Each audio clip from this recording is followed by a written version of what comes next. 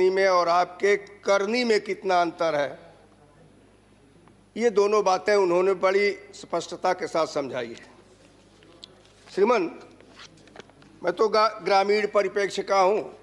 अभी ग्रामीण बातें बहुत होती रही हैं, कृषि के संदर्भ में भी बातें होती रही हैं, लेकिन ये जरूर है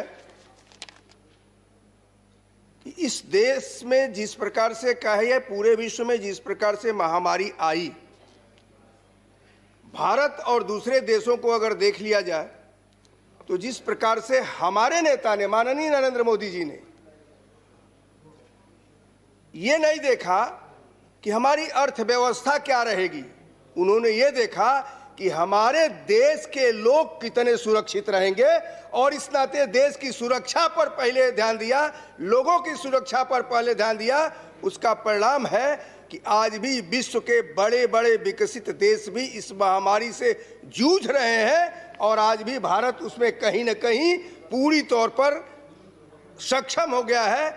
और इतना ही नहीं, बल्कि हम तो कोविशील्ड बनाने में भी सफल हुए और अपने देश में भी लोगों को लगा रहे हैं, लाखों लोगों को लगा चुके, और साथ ही साथ दूसरे देशों में भी भेजे, सहायता के रूप में भी भेजे, बिक्री के लिए भी भेजे। हम जिस विदेशी मुद्रा की बात करते हैं, हम उससे भी इस देश के लिए विदेशी मुद्रा लाने का काम कर रहे हैं। मान्यवर, मैं आदरणीय प्रधानमंत्री जी के दूरदर्शी नीतियों के नाते ही यह भारत में स्थिति आई कि लोग भारत की सराहना कर रहे हैं। विश्व की हर संस्थाएं, हर नेता ये कहता कि अगर इस कोविड पर भी पूरी तौर पर कायदे से काम किसी ने करने के लिए काम किया तो उस देश का नेता श्री नरेंद्र मोदी है। यह बात स्पष्ट रूप से सामने आई है। मान्यवर, अभी वहां से बहुत बातें की जा रही थी कि इसके पहले क्या बात होती थी। साहब, ये तो सांप्रदायिकता करते हैं, केवल 370 पर बात करते हैं, ट्रिपल तलाक पर बात करते हैं, राम मंदिर की बात करते हैं। इस सब में कहीं न कहीं हमारे लिए राष्ट्र छुपा हुआ रहा है, सब में कहीं न कहीं देश छुपा हुआ रहा है कि किसी के साथ एक के साथ प्रायोरिटी न हो, सब में समान हो। इस नाते यह बात आई थी और ये कहते थे कि सुधार कर ही नहीं सकते हैं। और आज मुझे इस बात को कहने में खुशी हो रही है। आपके माध्यम से मैं सदन को अवगत कराना चाहता हूं कि माननीय वित्त मंत्री जी ने जो यह बजट दिया है, अब तो शायद ये कह सकने की स्थिति में नहीं रहेंगे कि सुधार ये जानते ही नहीं है।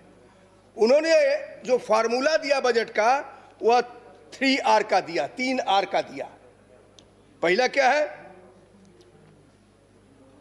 पहला उन्होंने जो दिया वो relief for poor and the unemployed, गरीबों को और बेकारों के लिए राहत।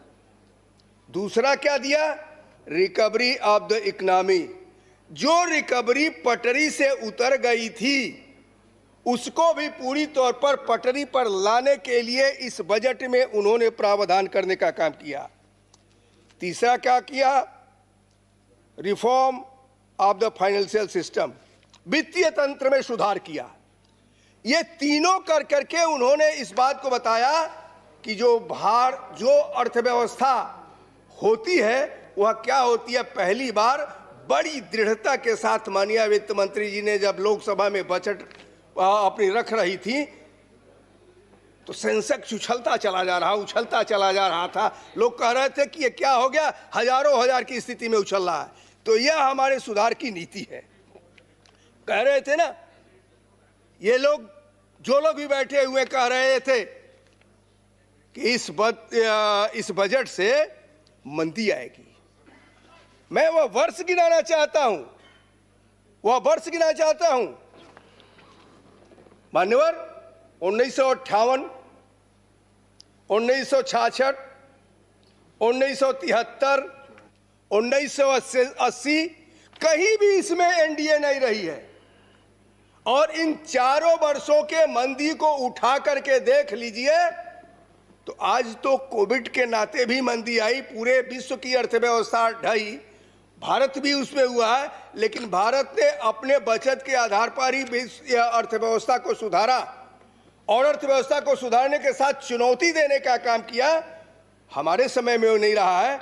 जो मंदी की स्थिति ये लोग करते थे, देश को ले जाकर के मंदी में खर्च कर देते थे, और जब आदरणीय सुधांशु त्रिवेदी जी कह रहे थे ना 9.5 की बात, मैं जानता हूं कि 6.3 वहां कर करके वो ठहरेगी और एक साल देखिए, एक साल में वो स्थिति आ जाएगी। श्रीमान,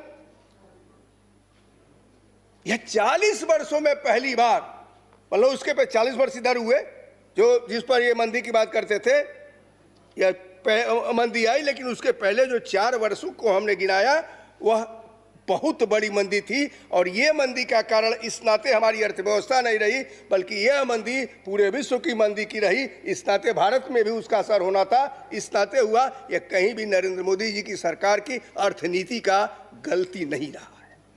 श्रीमान,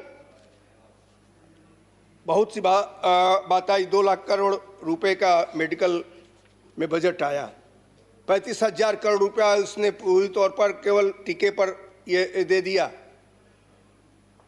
उसके अतिरिक्त जब ये विचार होता है कि अभी अश्विनी जी कह रहे थे, गिनाए भी है, विषय भी गिनाए, उस विषय को इन्होंने तो गिना दिया, वो तो कभी उनके ध्यान में ही नहीं रहा होगा। लेकिन आप यह बताइए कि इस बजट में ही आदरणीय वित्त मंत्री जी ने जो बजट दिया, क्या उसमें जो गैस के कनेक्शन की बात आई, क्या इस बजट में भी 1 करोड़ और घरों में महिलाओं के लिए वो गैस का कनेक्शन नहीं है? 1 करोड़ और महिलाएं क्या धुएं से अब नहीं बचेंगी? ये जो विषय आया सोच करके माननीय मोदी जी की सरकार ने लाया, माननीय वित्त मंत्री जी लाई, वह गरीब और गरीबी इन दोनों को रख कर खिलाएगा। पहले तो नारा वहां से दिया गया था, लोग कहते हैं गरीबी हटाओ, लोग कहते हैं हम कहते हैं गरीबी हटाओ, वो लोग कहते हैं हमें हटाओ, का भी नारा था। लेकिन आज स्थिति क्या है कि सही यही है कि जो लोग कहते थे हटाना हटा, तभी धीरे धीरे धीरे इस देश से गरीबी हटने का हुई। और आज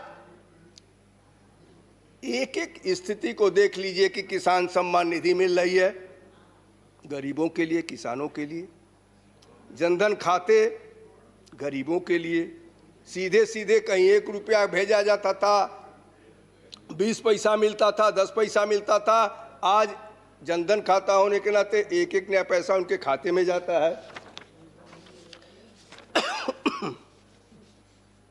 मानवर, मैं कहना चाहता हूं कि 2024 तक इस देश की अर्थव्यवस्था अगर ऐसे रही, आपके लिए वह सोचने का विषय हो सकता है, हमारे लिए सोचने का विषय नहीं है। हम $5 ट्रिलियन को निश्चित रूप से इस भारत की अर्थव्यवस्था को बना करके रहेंगे। इस प्रकार की स्थिति हम देने का काम किया है, माननीय नरेंद्र मोदी जी की सरकार ने देने का काम किया है। 3 हो भी गई है, 2 और की कमी है, वो भी हो जाएगी। श्रीमान, मैं ये कहता हूं कि माननीय वित्त मंत्री जी ने निजीकरण की बात जो इन्होंने कहा है, 8 क्षेत्रों को उन्होंने प्रमुख क्षेत्रों में सुधारों को बढ़ाने की बात कही। Please conclude. 6 कंक्लूड कर रहा हूं। 6 क्षेत्रों में, जैसे हवाई अड्डों का निजीकरण, कोयला खनन, अंतरिक्ष कोयला खनन, हम तो इस नाते कर रहे हैं कि कम से कम उसी बहाने भारत सरकार को मुद्रा मिलेगा। ये लोग तो स्पेक्ट्रम भी बेचने का काम कर दिए थे, पूरे जमीन तो छोड़ दीजिए, आकाश को भी बेचने का अगर किसी ने काम किया तो यूपीए की गवर्नमेंट ने किया। और कोयले दलाली में वो कि इनके सरकार के मंत्री तक जेल में जाने का काम किए। हमारे सरकार में 7 साल बीतने के बाद भी हम साफ जो चादर ओढ़ के आए हैं, उस चादर को वैसे ही रख के जाएंगे। देख लेना, एक भी दाग उस पर नहीं रहेगा। यह बात जो है निश्चित रूप से हमारी सरकार कर रही। 10 मिनट का समय दिया था सर, हो गया 10 मिनट। ठीक है, हो गया। तो मैं इसका कंक्लूड करें। मैं कंक्लूड कर रहा हूँ। हमने टैक्स में भी इंस्पेक्टर राज को पूरी तौर पर ख़त्म किया है, फेसलेस किया है। बड़े बड़े लोगों को अब वहाँ जाने की ज़रूरत नहीं पड़ेगी। अगर कोई पहले नोटिस आ जाती थी, अब नोटिस आएगा भी नहीं। अगर आएगा भी तो बिना ये जो है income tax commissioner, principal commissioner भी नहीं, प्रिंसिपल कमिश्नर बिना उसके दस्तखत किए किसी के पास नहीं जा सकता है। इस नाते 1, 2, 3, 4, 5 जगहों से आने के बाद तब किसी के ऊपर आएगा, और गलत रहेगा तभी आएगा, नहीं तो पूरी तौर पर फेसलेस व्यवस्था कर दी गई है। जो इनकम टैक्स को लोग गाली देते थे, आज वो इनकम टैक्स भी इस सरकार ने पूरी तौर पर सरल कर दिया। कंक्लूड करें, मान लीजिए। जी मानो ऑनरेबल मेंबर प्लीज। मानो मैं इतना ही कहना चाहता हूं कि इस सरकार ने जो अभी जगह जगह पर स्कूल खोले, इस सरकार ने जगह जगह अस्पताल खोले, वो मैं जरूर ये बताना चाहता हूं, बस वही बता करके अपनी बात को पूरा करूंगा। 100 नए सैनिक स्कूल, 750 मॉडर्न स्कूल खुलने जा रहे हैं। लद्दाख के भाइयों को शैक्षिक आत्मनिर्भरता के लिए केंद्रीय विश्वविद्यालय दिया गया है। प्रधानमंत्री आत्मनिर्भर भारत योजना के मिशन पोषण 2 में जल जीवन को अर्बन लाभार्थी को दिया गया है। समय खत्म हो गया है, जिससे 125 करोड़ की जनता इसमें खुशहाली होगी।